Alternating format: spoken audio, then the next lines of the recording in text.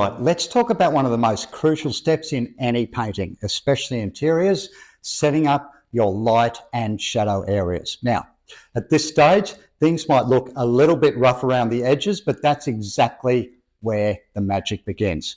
So the first thing I did here was to lay down the foundation of light. This big bright window, look at how that really glows. I wanted to really exaggerate that burst of sunlight pouring in, because that's what will give this room its warmth and personality. Light is your storyteller in a painting like this. It tells you where to look and how to feel. Notice how I've kept the brush strokes loose and almost a bit wild. That's deliberate. When you're blocking in light, it's all about being bold and confident. I don't want to worry about the details just yet. Instead, I focused on capturing the energy of that light.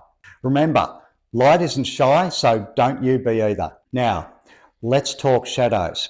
You might see shadows as just the absence of light, but they're really so much more than that. Shadows are the heroes of contrast. Look at how these darker areas here ground the room. They create a sense of depth and structure, which is crucial for making the light areas really pop. But here's the trick. Don't let them overpower the scene. They should be supportive, but not the main act. A little tip, I like to think of shadows as the yin to light's yang. They need to balance each other out. If you go too dark too soon, you risk losing that delicate balance between the two. So start with mid-tones and build your way up to those deepest darks. So there you have it.